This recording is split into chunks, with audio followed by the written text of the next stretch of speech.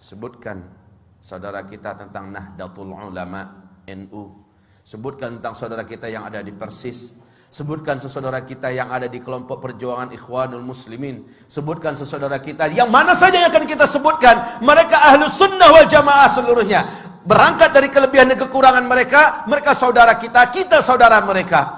Kalau setiap kelompok berpikir macam ini, maka akan ketahuan bahwa kita sesama kita tidak layak untuk dibentur-benturkan dan tidak pantas untuk saling bermusuhan. Musuh kita yang nyata adalah Yahudi, Zionis Israel. Musuh kita yang nyata adalah Nasara yang merangi Islam yang di bawah payung PBB dengan Amerikanya. Musuh kita yang nyata pada hari ini adalah Syiah yang dipimpin oleh Iran di seluruh dunia. Ini musuh kita yang nyata.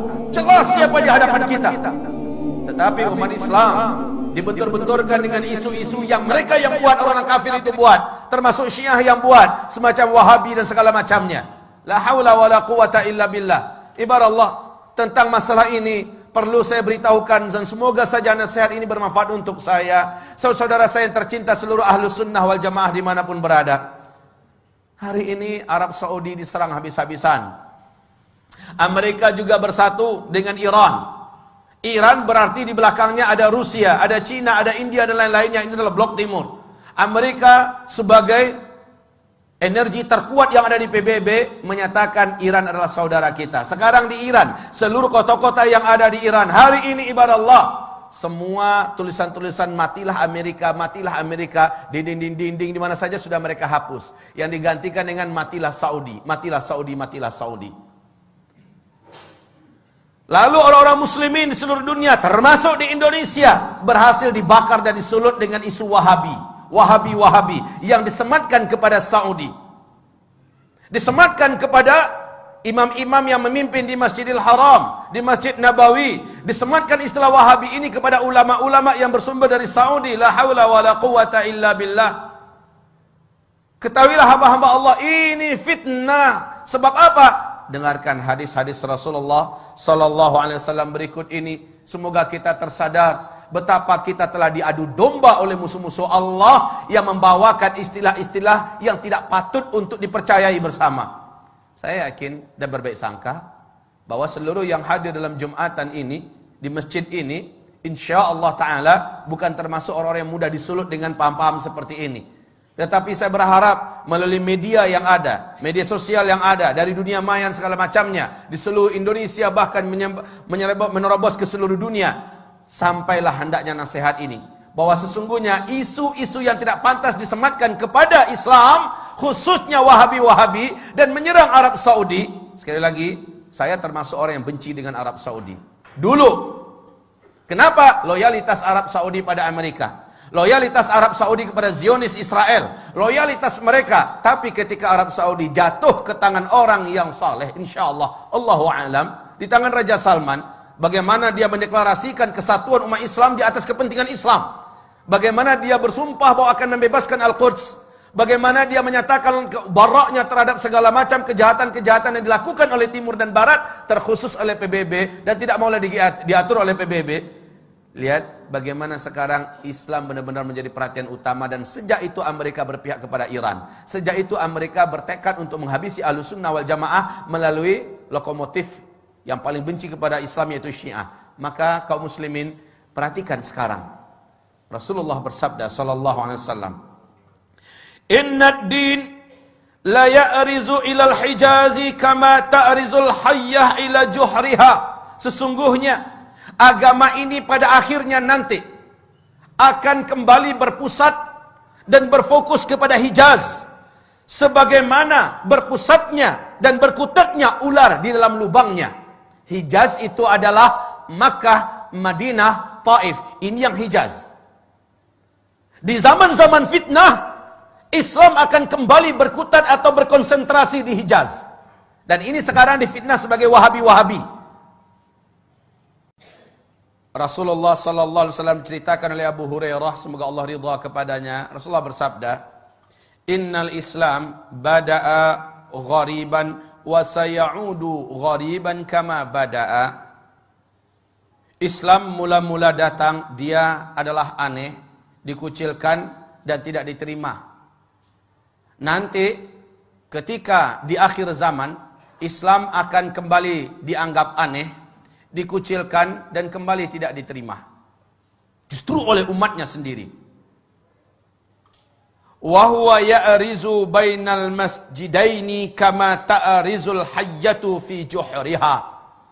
Dan Islam ini, kata Rasulullah sallallahu alaihi wasallam, hanya akan terpusat di dua masjid ini, yakni Masjid An-Nabawi dan Masjidil Haram, berarti di Mekah dan di Madinah, ya. Kama ta'rizul hayyatu fi juhriha, sebagaimana ular berpusat di dalam lubangnya.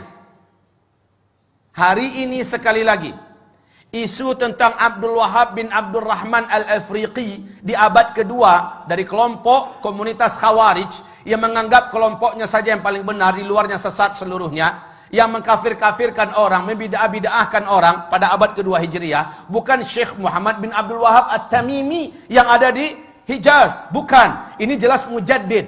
Tetapi umat Islam ini dengan dalam buku yang ditulis oleh Muhammad Novelis, Zionis dan Syiah bersatu menghantam Islam. Ternyata istilah Wahabi-Wahabi yang harusnya di abad kedua yang muncul itu, si Khawarij itu, ini yang dihidupkan dan disematkan kepada Syekh Muhammad bin Abdul Wahab. Dan ini tidak benar, ini batil.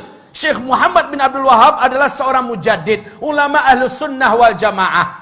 Lihat seluruh bacaan-bacaan yang ditulisnya, lihat seluruh gubahan-gubahannya, lihat seluruh penyampaiannya, sama dengan yang ada pada umat Islam pada hari ini, baik yang dipakai dan diamalkan oleh NU, baik yang dipakai oleh umat Islam yang ada di Muhammadiyah, baik yang dipakai oleh Ahlussunnah wal Jamaah yang ada di mana-mana. Tapi yang ditulis, yang diucapkan, dilafazkan oleh sang Khawarij abad kedua Hijriah, yakni Abdul Wahab bin Abdul Rahman, ini dia yang sesat, menyesatkan. Tapi orang-orang Syiah menyematkan ini kepada Syekh Muhammad bin Abdul Wahab. Inilah kebatilan yang nyata, ibarat Allah yang kami muliakan.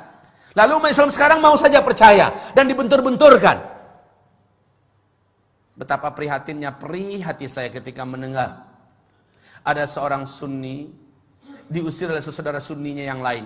Kenapa? Sunni yang ini adalah mereka dari komunitas mayoritas, punya kebiasaan mengamalkan ini amal itu. Yang Sunni ini tidak mau mengikuti semacam Maulid Nabi, Isra Mi'raj, nggak mengikuti, ya. Tapi dia tetap baik berhubungan dengan masyarakat. Dianggap dan dibakar-bakar, disponsori, ini adalah paham Wahabi. Diusir dari kampungnya, diusir, tidak boleh lagi tinggal di kampung, bahkan diancam bakar. Rumahnya memang dibakar.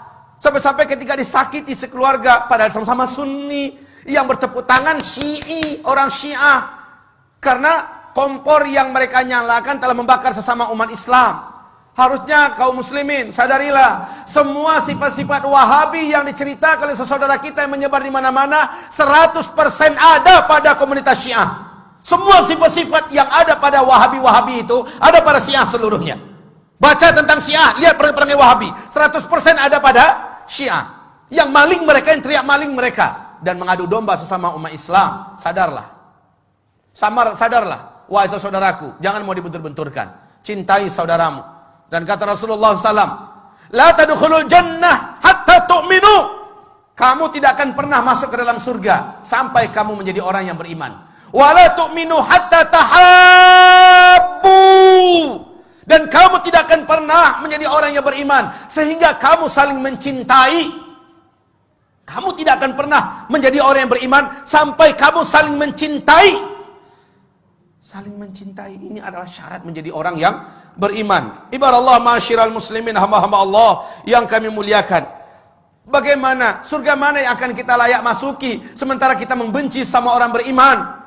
Surga mana yang pantas kita masuki? Padahal yang pantas menjadi ahli surga hanyalah orang yang beriman. Dan kamu tidak akan sampai dan tidak akan pernah menjadi orang yang beriman sampai kamu mencintai sesama saudara kamu. Perbedaan nama, perbedaan karakter, perbedaan sifat dan sebagainya, jangan dijadikan alasan untuk kita tidak menganggapnya saudara kita. Orang tua kita sama, Al-Quran dan As-Sunnah. Rumah besar kita sama, Islam. Yang prinsip-prinsip kita masih sama. Hanya perbedaan-perbedaan ini jangan sampai kita mau dicabik-cabik. Ini yang menjadikan setan itu, walakin fit tahrishi bainahum, akan tetapi dengan memecah belah dan mengadu domba sesama mereka. Di sini pintunya yang didapat oleh setan ada pada umat ini. Semoga hamba Allah yang menyampaikan diampuni oleh Allah Subhanahu wa taala ketika hamba ini melakukan khilaf dan salah dan berkata-kata